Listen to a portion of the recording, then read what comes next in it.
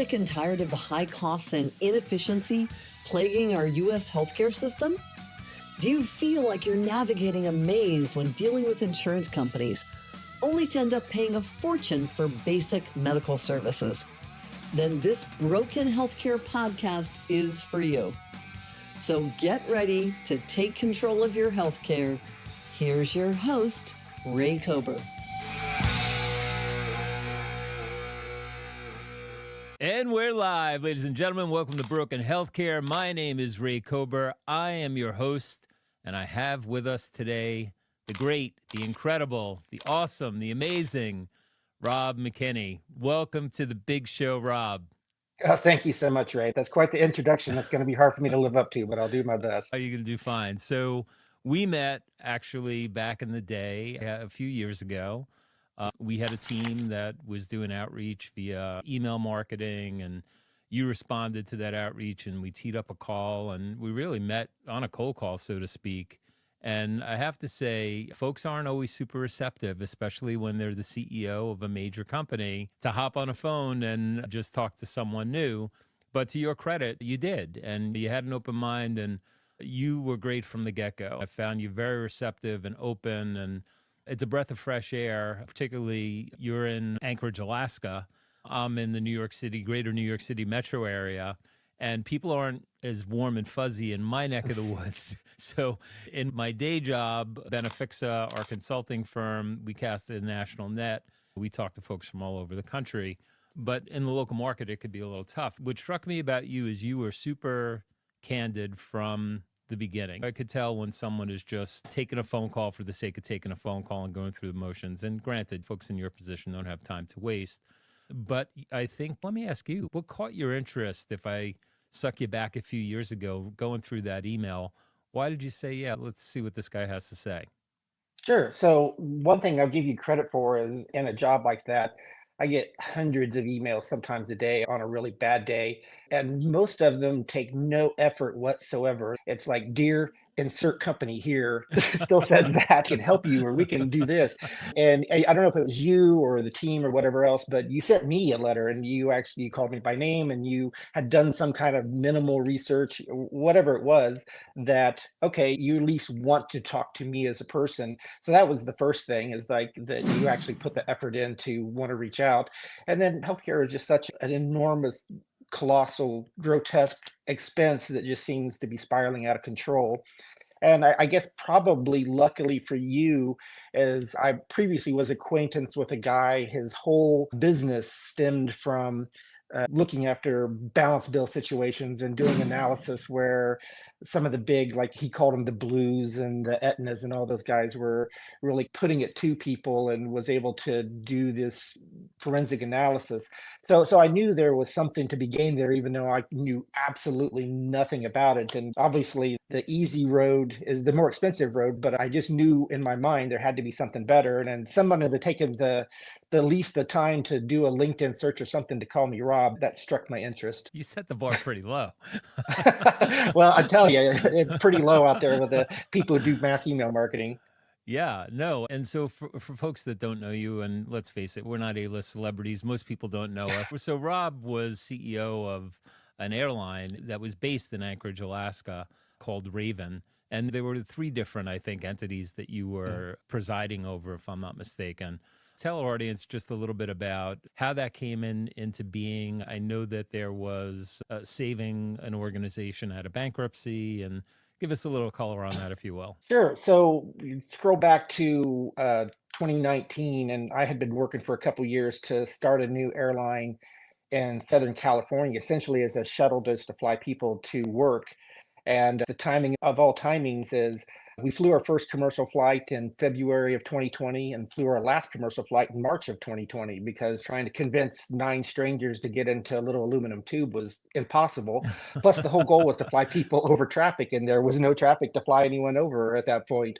So we had to put the pause button on that endeavor. And so it just occurred to us that if this is happening to our airline, that it's probably happening to others. And sure enough, there was, I don't know, 6 or 7 that went into some kind of receivership at that time. And we did a whole ton of due diligence.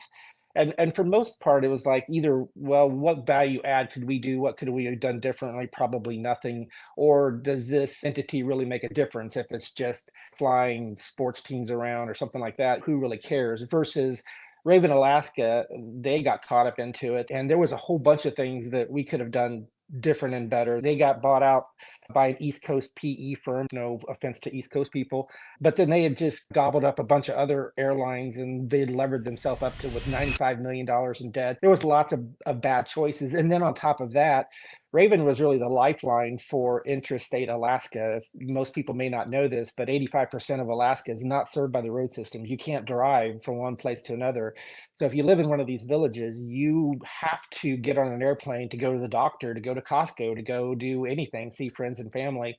And so the state was really suffering without this air service. So one is there was a clear path to how I could value add and do things differently than had been done in the past. And two, this was a service that really did make a difference to people. And there was a whole bunch of jobs that were lost. And so that was the two things that kind of converged for me personally, is that this is something I could get my head around and really want to do. And I needed a really good reason to do it because I was living on Maui at the time. So the thought of moving from Maui to Anchorage, Oh, you I poor found out soul. is atypical and people don't normally go that direction. And so, yeah, that was for all those reasons that it ended up being 281 pitches that I ended up doing to raise the money to buy this airline, because it turns out that raising money to buy a bankrupt airline in the middle of a pandemic is not as easy as you might think. So that was quite the sales effort, but we That finally makes got it statement of across the the finish year. line. Wow. So you're no stranger knocking on doors and picking up the phone and making calls and saying, hey, this is a winner. Trust Yeah. me, it's a winner. It probably came from college when I started selling Cutco knives, and my very first appointment was to the home of a hemophiliac.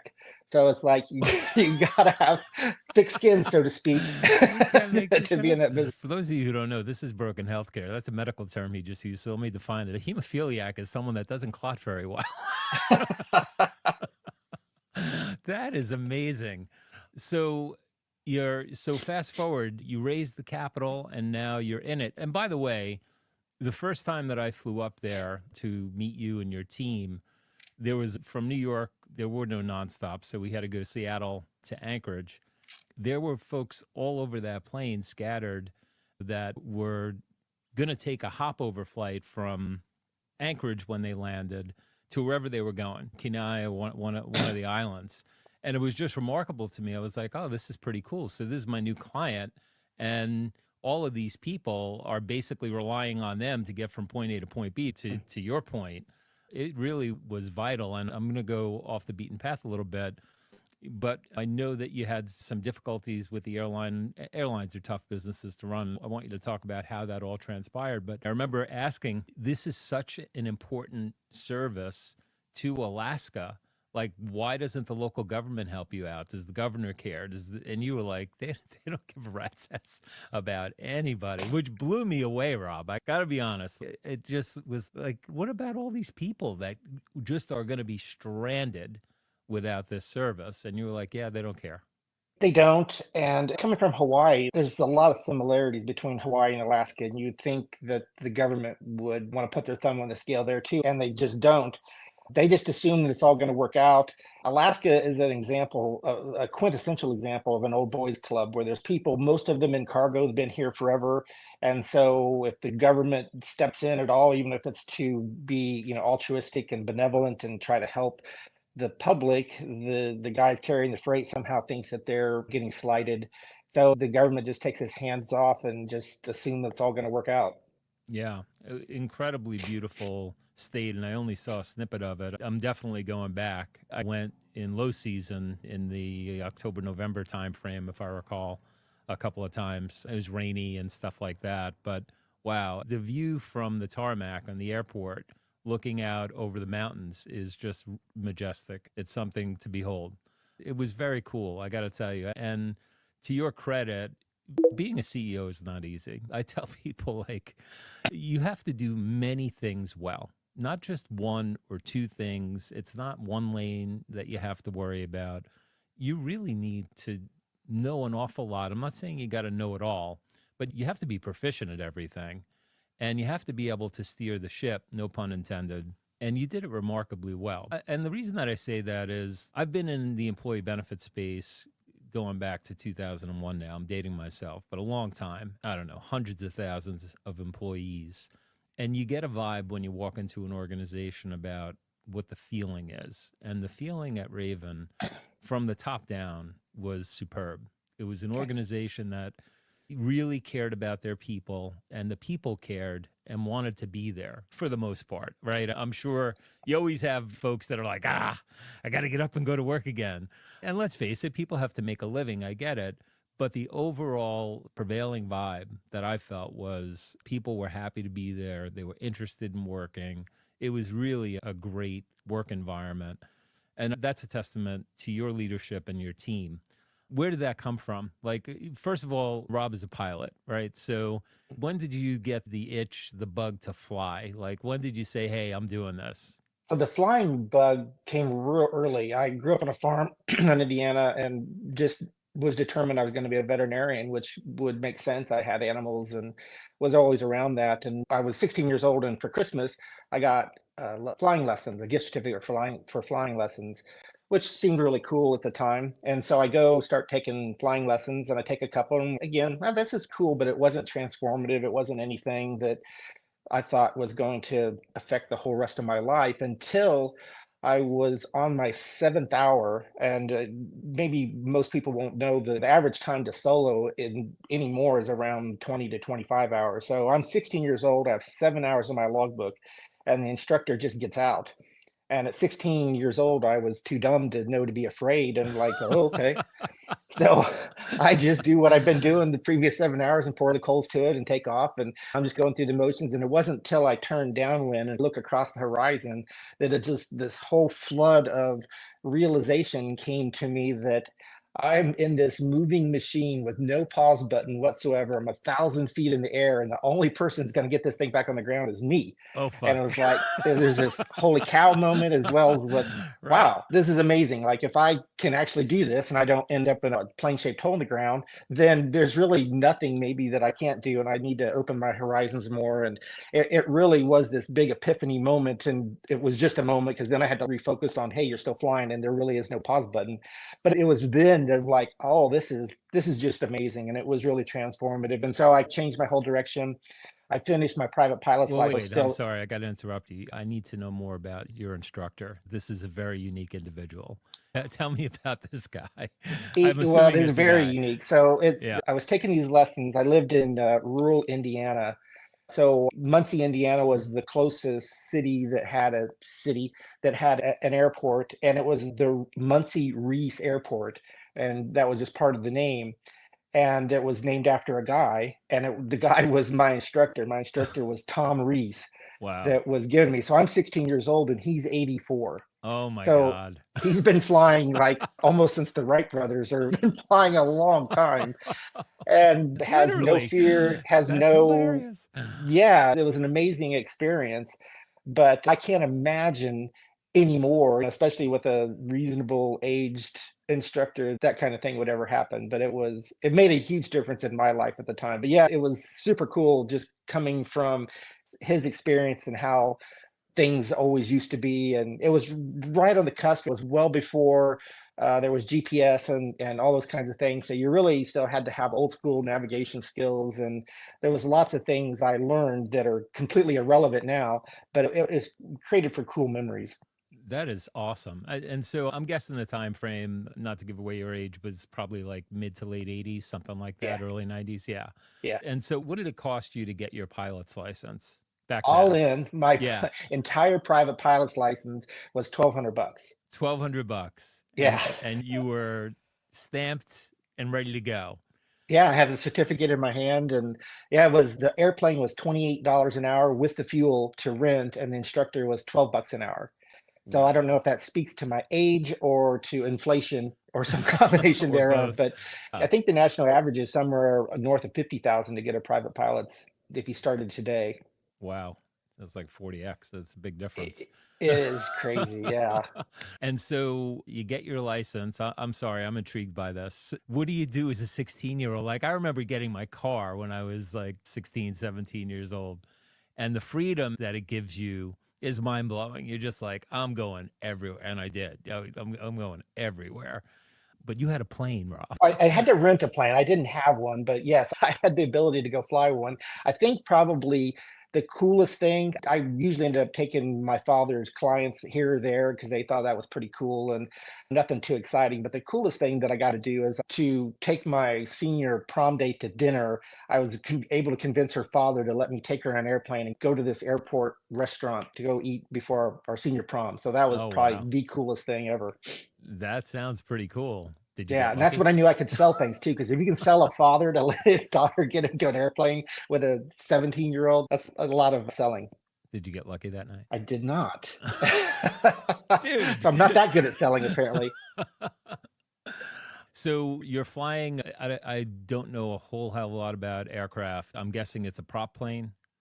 Oh yeah, tiny little Cessna 150 that I doubt I could fit in one these days. But yeah, it was a tiny two-seat little airplane that was just miniature on every measure. It, And weighed what's the a little range of bit more something than, like that? If you wanted to hop in a plane like that, where could it get you? not very far. It would probably go, I don't know, off the top of my head, 400, 500 miles, something like that. All right. But I the mean, that's problem is, if plenty of you're ground. bucking a headwind, you'll be looking down and see Volvos passing you on the freeway. They're not very fast, is the other thing. All right. I could talk about this forever, but let's fast forward. So you get that bug, and now where life is moving on, where do you go from there? Where does your career take you? And is it all about airplanes at that point, or do you go do something else for a living? No, I was 17 years old. The next thing to do was to go to college, and I come from a fairly modest background. We never went without basic necessities, but we certainly weren't rolling in dough. And there's no way that there was any way I could have afforded all the rest of it. So luckily for me, I was there in Indiana. Purdue University had a world-class aviation school. So being able to combine guaranteed student loans and a few Pell Grants, I was able to cobble together enough and get through. So I got my 4-year degree from Purdue and get all the rest of my flying certifications over the next 3.5 years. And Mm. then they started flight instructing, and then I hauled canceled bank checks at night. And probably most of your audience doesn't even remember checks, but they weren't cleared electronically. They actually physically flew real checks from bank to bank in the middle of the night for Wow. years and years. And so I did that for a while. I flew FedEx caravans all over for a while and just did various things. And at some point I started going into management because I felt like I could make more of a difference there. And then in my mid 30s, actually went back to B school, got my MBA, and then climbed out of flight ops management into airline management and was a vice president and chief operating officer, and then finally a CEO. Very cool. And I think I may be mistaken, but were you flying celebrities around at one point, doing Couple years, private yes, I was flights? flying.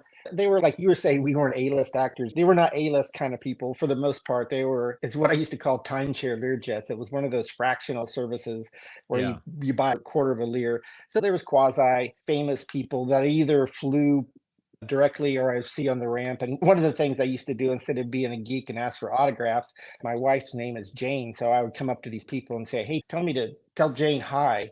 And they'd look at me and then I explain, and they would chuckle. And everybody except one person did it. I had Margaret Thatcher did it, and Clarence Thomas did it, and Roger Wow. Clemens did it.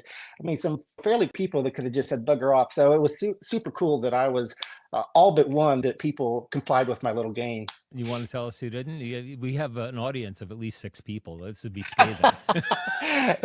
She's no longer on my Christmas card list, but yeah, it was Katie Couric that actually Oh, just turned her back on me and walked America's away. sweetheart.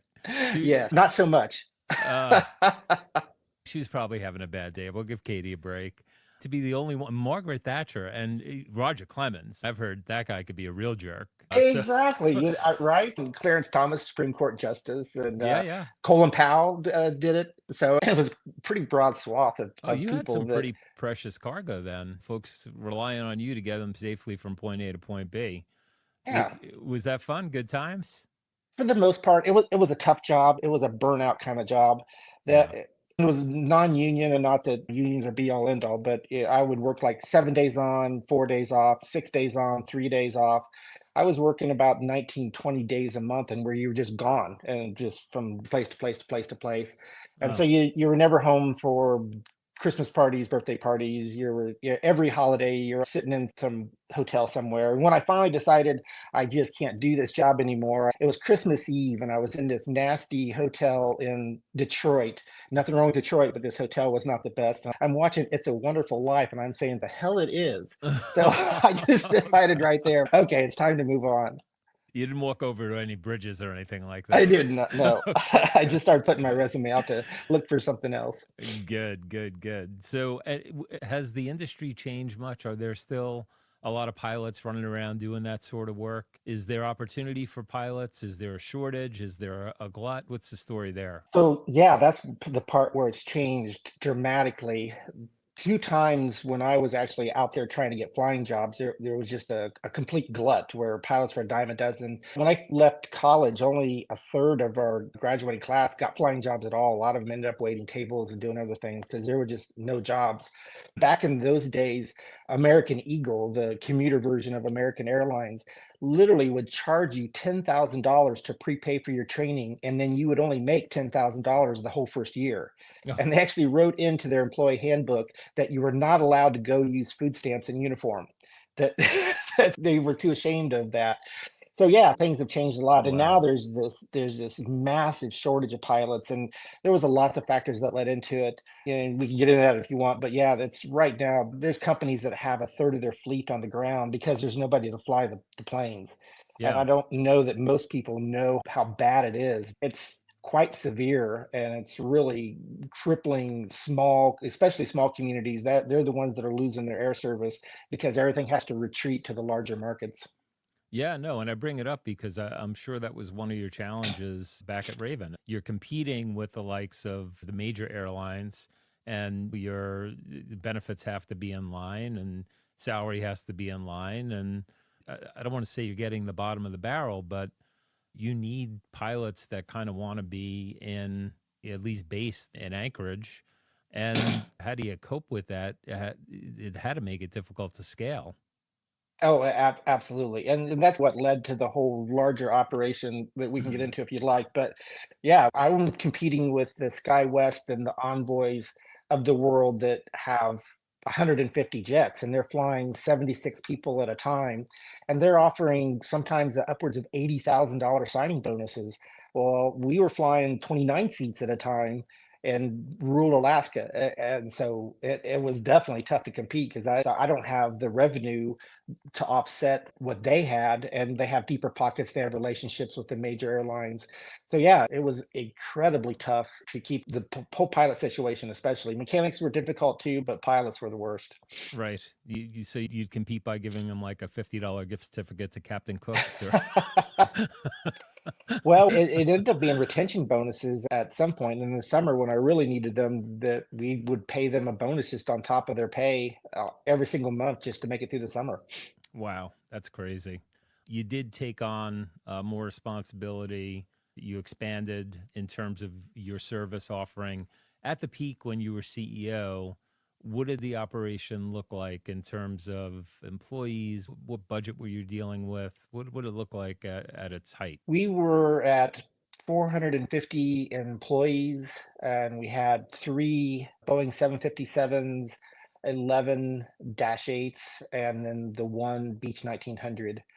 So the whole thought and the goal there was to be a one-stop career shop to try to solve the whole pilot thing. So we could hire people at 500 hours into the right seat of the 1900 and then flow them all the way into the left seat of a Boeing. That ultimately the goal was for it to go international. So that's where we were at its peak. And then you ran into a little something called COVID-19. Well, COVID-19 is what got me started in all this. It was bankrupt because of COVID. So no, what I ran into was this little thing called a war in Ukraine that shut down S- Russian airspace, that prevented the whole interconnectivity plan for the Boeings. Wow. So when that went down, they shut down your airspace. And of course, Russia bridges into Alaska Mhm. pretty much. So, Well, if you go between Alaska and Korea, or Alaska, Japan, as was our goal, you pretty much have to overfly Russia. And if you don't, you're flying out way out over the ocean, which requires a whole new series of authorities from the FAA that takes about a year and a half to 2 years to get. Versus we could have been up and running in months if all we could still overfly Russia. And then as soon as that happened, then that threw a wrench in that. Then at the same time, inflation was kicking in, interest rates were kicking in, fuel prices were going high. So yeah. there was just a series of struggles that were all stacking up against us. And if they're expanding their route, then if you have to, the closest distance between 2 points being a straight line, you have to go down and then over, I'm sure that's not helping your fuel costs at all, right? Well, that we could even overcome that. We had a really enough margin in there because we really had a unique business model where we're going to be flying narrow bodies, 757s. There were normally it's wide bodies that are way, way more expensive. The issue was just not being allowed to do it at all. What's required is it's called ETOPS, where you fly a twin engine airplane way out over the water, which again takes lots of experience and data to show that you can maintain an engine to such a degree that it is so reliable that it's okay that you're that far out over the water with just two engines as opposed to three or four back in the older days. So it Mm. was just this, it was a binary yes, no, and it was a no. We couldn't do it because we couldn't fly that far out of the water. This episode of Broken Healthcare Podcast is brought to you by Benefixa Healthcare Consultants. Visit benefixa.com to learn what's possible. Reduce the cost of healthcare for your organization, deliver better outcomes for your people, and yes, design health plans that give your people a path to $0 out-of-pocket costs for healthcare. Visit benefixa.com today. So let's switch gears and talk about benefits a little bit. So you took a call with me. Thank you for that. And one thing led to Thank you. another. And I had a co-consultant on this case, David Contorno, who's a walking encyclopedia of benefits, and learned a lot from David. And he kind of architected the plan for you guys. And what we did was you were in a fully insured plan with Primera Blue Cross Blue Shield. The Anchorage market is really locked up, right? So if you're an orthopedic hospital in Alaska, they don't have many options. It's hop on a plane and go to Seattle, or wear what you got. And so it makes it a very tough market to negotiate and navigate when it comes to price shopping, quality options, et cetera. And I know that when we came in, part of your thinking was, I think you felt like you could do better. And I don't want to put words in your mouth, but I think a lot of people in your position, when the dog and pony show of the broker comes in with the renewal and they asked for 30% and we went back and we got you down to 12%, it just sounds like bullshit, right? And it really is. Is that what kind of got you on the path, other than, I'm sure it was one of your bigger operating expenses? Typically after payroll, your health insurance is typically top 1, 2, or 3 expense after payroll. So I'm sure that had your attention, but just take the audience through kind of what your thought process was there. Sure. In my business, fuel and labor are always number one and two. But yeah, I think when I was talking to you guys, we were at just north of 2.7 million is what we were spending was the full benefits bill. And I think we were sharing with employees, we were doing 80% and they were doing 20%. So it was an enormous expense.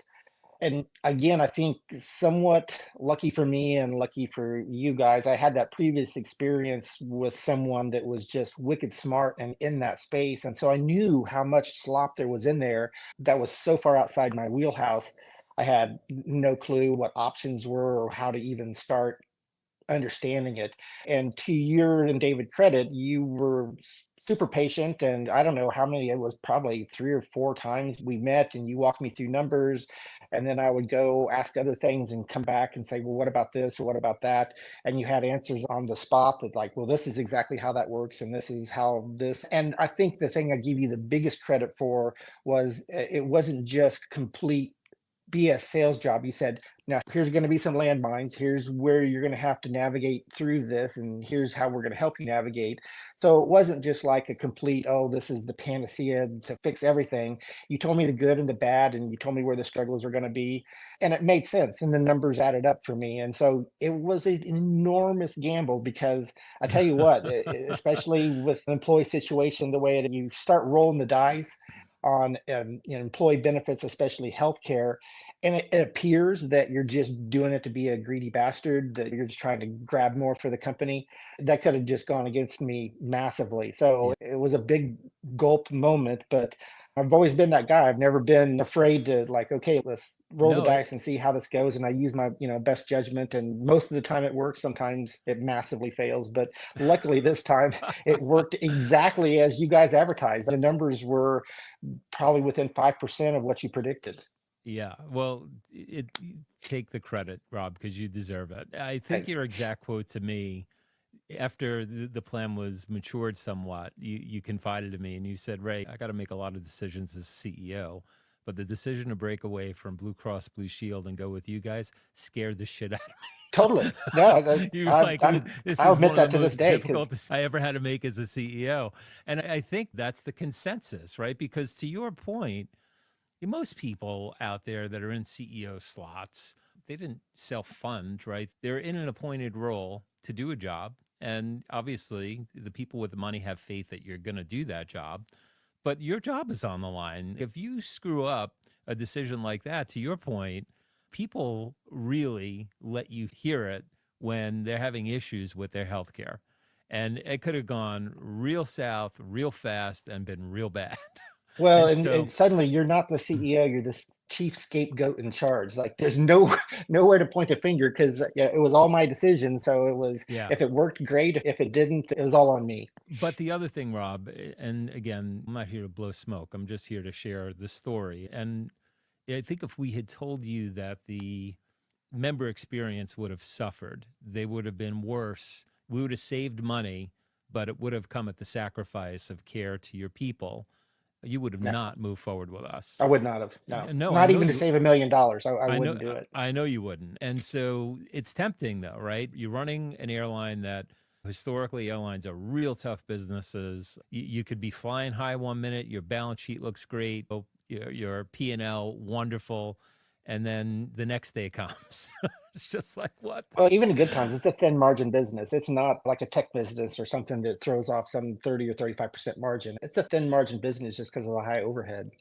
Right. And so what we came in with was something that it's more of a community-based health plan. It's direct primary care was an option, and it was reference-based pricing, which that is going to cause friction if you don't have the right components in place. And there's no doubt, as advertised, we did experience some employee bumps and bruises, and they let us hear about it. But on the flip side, if you know that's coming, and it's always been my place to I want to share the good, the bad, and the ugly. And if that loses the case for us, it loses the case. But I am obligated, especially if I'm dealing with someone that is coming from a fully insured world that didn't have any experience with this.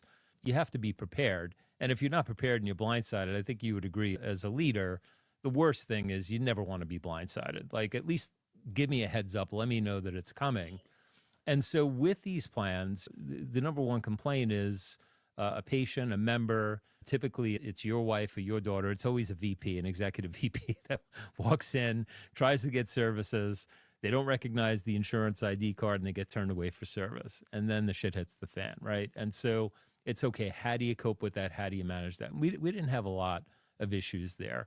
It was more issues surrounding getting service at a fair price in the Alaska market. And there was some back and forth with a few of the members, but we did our job, I think, and we ironed all that out, and it really worked out. And in the first year, we saved your plan over $1.3 million on a $2.7 million spend. It was about 50%, which is remarkable. And so Mhm. that doesn't happen, though, without you having the cojones to make the decision. And I give you and your team credit. You also had a great HR person, and you made some internal moves and hired someone that I think was integral to the success of the Yeah. plan. And that's all stuff that you did. And I think if you look at the numbers, though, how many flights would you have to fly to realize a $1.3 million bottom line profit? I'd have to reverse engineer, but on our best routes, we were 9 or 10% margin, and we had 29-seat airplanes, so a lot. Yeah, yeah, right. It's Our crazy. average fare was probably $120, so a lot. Yeah, yeah, remarkable. And we had a terrific second year. I know we delivered over $1 million in year two. And then, of course, change was coming. And I don't think that was planned or predicted. Maybe it was predicted by you. I think you No, kind of no, not knew. at all.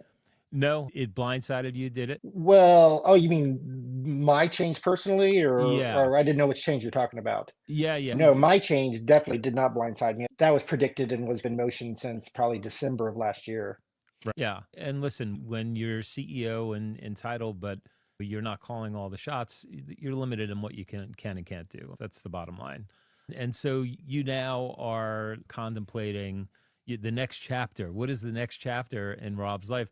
Could you always, if push came to shove, would you get in a pilot seat and fly commercially, or has that chapter closed on your life? No, not at all. As a matter of fact, like one of the last things I did while I was still at the airline was I went back and got my 757 type rating, and I actually flew a couple flights as captain in the 757. Oh, wow. So yeah, I could still do that. There's still a massive pilot shortage. I would have people clamoring if I put my resume out there with my 7,500 hours in ATP, I could be working tomorrow. I just know once you start doing that, you get locked into that life. It's tough to ever just like break free. And I'm reminded of why I stopped flying the jet full time in the first place was the whole value add principle that I just think that I have more to give to communities, to potential employees, to organizations than just be a gear monkey and just push the button because they've made flying so simple anymore. Really, I think a monkey could do it. They're so automated. So there's no challenge in it anymore. And Yeah. while it's fun, it's fun for like a month. And then that novelty wears off. So I've not allowed myself just to start flying again because I think it could just suck me in. And I have 10 years left to be a pilot. So I either have to do it or not do it pretty Do you, quickly. do you, But do you have an expiration date? They time you out yeah, in the US, you have to stop flying commercially at 65. at 65. Yeah, How old was Captain Sully? it was less than 65. That's all I know. I Okay. think, Well, yeah, he all must have, right. I think he was early 60s. All right. Or, yeah, I think the white hair just made him look older than he was. So the CEO of Ryanair was just on Squawk Box, and he was talking about Boeing and some of their challenges. There's a strike going on and their ability to get planes delivered. What's the biggest rig you've ever flown? It would be the 757. S- It's 181 seats and 250,000 pounds. do you need a special certification if you want to go higher, Well, every go single bigger? airplane that weighs more than 12,500 pounds, which is not that much in the grand scheme of things, requires its own license called a type rating. So every single one doesn't matter if I wanted to go back and fly a Beech 1900 that has 19 seats in it requires a type rating. So they you have to go to school for each individual airplane that weighs above that threshold. And so I don't know if you care to opine on this, but what did you think of the way all that shit went down with Boeing and the Max? And you're a CEO. I look at it, and my job is to be impartial, but I can't help myself. I look at something like that, and it reeks of bad judgment, like one bad decision after the next. And I think about a company like Boeing, and I hear it all the time. Folks talk about how important Boeing is for the economy of the nation. They're that big. And I look at what went on there and what transpired, and you have the loss of human life, which is just very, very hard to come back from that. Mhm. If we're talking about gross negligence for profit, which I think some could make a good argument for. And I don't know how closely you follow that or if you have any Mhm. friends there. I don't want to drag you through the mud here, but I'm just curious because you're an insider. You're someone that ran an airline and you're someone that is a pilot. And what made me think about it is what you're saying about training, because there was special training that was required for that aircraft. And they just said, oh, no. They're already certified. We'll push them through. It'll be less downtime, blah, blah, blah. And these fucking pilots went up there not knowing what the hell they were doing when the shit hit the fan. So a couple things. I'll start by saying something in Boeing's defense, which probably surprises you, but then I'll just touch on high levels of my experience with Boeing. So in Boeing's defense, the FAA has made it so difficult and arduous to try to get a new airplane certified. That's what led them. That was the overriding, I think, root cause pressure of them to continue to try to stretch the 737. Because if they didn't change the shape of the wing and they didn't change this, they only kind of tweaked it, and they apparently tweaked it to the point where it needed this black box called MCAS, and that's what led to all the problems when the MCAS system failed. That was the domino that led to the debacle that was the 737 MAX eventual grounding. So I joke because I'm a big critic of the FAA. They're necessary and I get why they're there, but I still say if the FAA had been around during World War II, we would have lost. They've gotten to some big bureaucratic behemoth where it's all about checking paperwork. I joke that I think that the FAA Drug and Alcohol Division really doesn't care if there's pilots that are drunk out there, as long as all the paperwork that they were tested properly are there. And clearly that's hyperbole. I'm joking. I don't Right. mean that, but it feels that way because it Right. just, they get so stuck in that. So I'll start with that in Boeing's defense. Now, in not so much Boeing's defense, I'm this kid that grew up in the middle of the country, and I was able to pull myself up by my own bootstraps and become the CEO of an airline, and was working on the way to starting one of the first international airlines in the past several decades. And there was no clear pathway for me to be able to do that. So big believer in this country, big patriotic, got my American flag hanging outside. So my goal Right. always was, and I always said to all my YouTube videos, I was going to buy Boeing and it was going to be Boeing this and Boeing that. And it took about a year and a half to get from idea and when we had YouTube videos out there until the first airplane flew. And I was committed to the 757 because it could actually accomplish the mission. They were available. They weren't being made anymore. They haven't made 757 since 2000. So they were all used airplanes regardless. But here's what was amazing to me, Ray, was when the YouTube videos started hitting the air, I started putting in calls to Boeing, which is in Seattle, which is a 3-hour flight away from here I am in Anchorage. I had 3 in-person visits from Toulouse, France, the headquarters of Airbus, before I could get Boeing to return my phone calls. No kidding. So to me, that was like kind of a level of arrogance that was a little surprising. Now they did finally pick up and start eventually doing better by us, but that was just shocking to me that they were that disconnected, that Airbus was that aggressive, and that I had nothing. It was just my word and a bunch of YouTube videos, and I had French speaking people sitting in my office wanting to sell me Airbuses. And that went a long way to like, holy cow, this is a company that cares. And so that Airbus seems to be doing better than Boeing. I can see why. Now, I don't know this personally, but there's a lot of people in the industry that think that Boeing started going off the rails a little bit when they merged with McDonnell Douglas. Yeah. That's when management changed and the culture changed, and it became more profit driven more than engineering driven. There was a And so Netflix special. I don't know if you saw it, but I forget the name I saw of the it. one on the Max. I didn't see the one that talked about the management change, but that stands to reason. Like if it's previously run by engineers, you're going to put out a different product than if you run corporate CFO type people. It's just the human nature. That's all I know personally, is just my own personal experience with the company, and then those couple things. Yeah, interesting. I appreciate your take on it. Listen, I am a capitalist through and through, and to your point, I love America. I love this country. When I think about the heartbeat of America, it's the entrepreneurial spirit. And let's face it, organizations are in business to return a profit on investment to shareholders. That's what we do. But when you're an airline and you're making airplanes, for crying out loud, let's make sure that we're putting safety above all else. And I kept telling everybody we operate machines with sharp spinny things, so we got to make sure we don't hurt or kill people. That has to be rule number one. For sure. So his name escapes me. The CEO of Ryanair was on, and he was talking about Declan Ryan, is that who was? yes. Yeah. And he was talking, he's really singing the praises of Boeing, saying they have a ton of orders in, and apparently this new design of this aircraft that they're going to be taking delivery of is going to be a game changer. And apparently the economies of fuel are going to give them a competitive advantage in Europe. So that was a bright spot, I think, for Boeing in a sea of negative information for a while. So I'm hoping they get back on track. Yeah, let's hope so.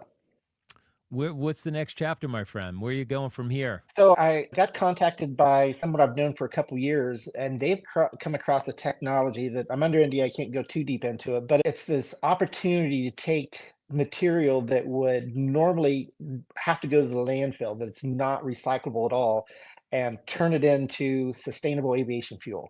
Mm, And so that just seems the coolest thing ever. If that's like a triple word score, and the process to turn it from this garbage into jet fuel adds zero carbon in the process of the transformation. So to that go sounds from flying fantastic. 25-year-old Boeings that kind of just belched carbon into the air, to be on the side of greener and trying to take the carbon back out and try to be on the side of green and all that is exciting to me. And it's the right time. I think it's the right business to be in. And so it's not a for sure thing yet, but it's looking pretty good. That's going to be the direction I'm going. And if so, then I'm super jazzed about that. Oh, that is exciting. Well, they'd be fortunate to have you, Rob. Yeah, thanks. I appreciate no, that. you're an incredible human being, and you're someone who cares, and you're super smart. And what more could you ask for? Before I Thanks. let you go, we had this conversation once before, and you really disappointed me because. So I'm a Joe Rogan fan. I am obsessed with Alien. Not necessarily that they're little green men from another planet. They may be from here for all I know. How many hours have you flown? How many thousands of hours? I'm knocking on 8,000. I'm coming up on it. And never seen anything that's been like, what the hell is that? Ever. No. My man, really? So Really. did you get an opportunity to watch the expert testimony in front of the Senate committee hearing? Well, I saw David Fravor, I think is his name, that was on Joe Rogan, and I don't know if he's the one that did the Yeah, he flew TikTok. out of the Nimitz and in off the coast of San Diego and chased after one of these things. And they have this on video surveillance. They have the radar tower guy from the ship saying, "Hey, these things are." I have them on radar going from like 60,000 feet down to 2,000 feet and back up to 60,000 feet. We don't know what they are.